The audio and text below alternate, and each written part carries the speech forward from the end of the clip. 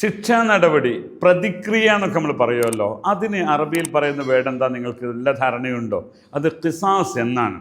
ഖലാസ് എജ്രി അൽ ഖിസാസ്, ശിക്ഷാ നടപടി നടപ്പിലാക്കുന്നു. പ്രതിക്രിയാ നടപടി എന്ന് പറയും. എന്ന് പറഞ്ഞാൽ ഒരു കോടതി നിശ്ചയിക്കുന്നത് പ്രകാരം മറ്റുള്ളവർക്ക് ശിക്ഷ കൊടുക്കുന്നതിനാണ് ഖിസാസ് എന്ന് പറയാം. ഖലാസ്. ഇപ്പം നമ്മൾ പറയും തലവെട്ട് വള്ളി എന്നൊക്കെ പറയും, ചില ഭാഗത്തുണ്ടാവും. അതായത് മനുഷ്യൻ ചെയ്ത തെറ്റുകൾക്ക് കോടതി അത് വ്യക്തമായും കുറ്റക്കാരനായി കണ്ടെത്തുകയും അവർക്ക് അതിൻ്റെ, അതായത് ആരെയാണോ ആക്രമിച്ചത് അവർക്ക് നീതി കിട്ടാൻ വേണ്ടിയാണ് ഇവിടെ എന്താക്കുന്നത്, പ്രതിക്രിയ നടപടി ഉണ്ടാകുന്നത്. ആ ഖിസാസെങ്ങാനും ഈ ലോകത്തെ കോടതികളിൽ പ്രഖ്യാപിച്ചില്ലായിരുന്നെങ്കിൽ എന്താ സംഭവിക്കില്ല, എല്ലാവരും ആരെയും കൊന്നൂടെ. അപ്പം അതുകൊണ്ട് തന്നെ പ്രതിക്രിയ നടപടിയെപ്പറ്റി നമുക്ക് പറയാനുള്ളത് അതിൽ ഫി ഹയാത്തുന്ന, അവിടെ ഒരു ദീർഘമായ ജീവിതം തന്നെ ഉണ്ടാകുന്നുണ്ടെന്ന. കാരണം എന്താണ്? അതാണ്. അപ്പം ഖിസാസ് എന്നാണ്, ഞാൻ വിഷയത്തിൽ മാറുന്നില്ല. ഖിസാസ്, പ്രതിക്രിയ നടപടിക്ക് ഖിസാസ് എന്നാ പറയാം. അപ്പോൾ നമ്മളവിടെ നമ്മളൊക്കെ പല മൈതാനങ്ങളിലും, അവിടെ ഇപ്പോൾ സൗദിയിലാണെങ്കിലും ദുബായിലാണെങ്കിലും ഒക്കെ നടപ്പിലാക്കുന്ന ഏരിയകളുണ്ട്. അവിടെ ഖിസാസ് എന്നാ പറയാം.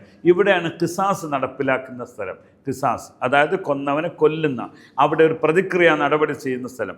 അവിടെ അതിനെക്കുറിച്ച് പറയുമ്പോൾ എനിക്ക് പറയാനുള്ളത് രണ്ട് വേർഡ് കൂടി നമ്മൾ പഠിക്കാം. ഒന്ന് ഉഖൂബ, ഇഖാബ്, ഉഖൂബ. ഹാദൽ ഉഖൂബ, ഇതാണ് നിങ്ങൾക്കുള്ള ശിക്ഷ. അതായത് തെറ്റ് ചെയ്തതിൻ്റെ, അക്രമം പ്രവർത്തിച്ചതിൻ്റെ ശിക്ഷയ്ക്ക് ഉഖൂബ എന്ന് പറയാം. അതല്ലെങ്കിൽ ഉഖൂബ എന്ന് പറയും, ഇഖാബ് എന്ന് പറയും. ഹാദൽ ഇഖാബ്, ഉഖൂബ, ഇത് രണ്ടും എന്താണ്? ശിക്ഷകൾക്ക് പറയുന്ന. ശിക്ഷ എന്ന് പറഞ്ഞാൽ അവർക്ക് കിട്ടേണ്ട, അതല്ലെങ്കിൽ ആക്രമിക്കപ്പെട്ടവൻ്റെ അവകാശങ്ങൾക്ക് അനുകൂലമായി കോടതി നൽകുന്ന ശിക്ഷകൾക്കാണ് ഉഖൂബത്ത് അല്ലെങ്കിൽ ഇഖാബ് എന്ന് പറയുക. അതാണ് ഖിസാസും.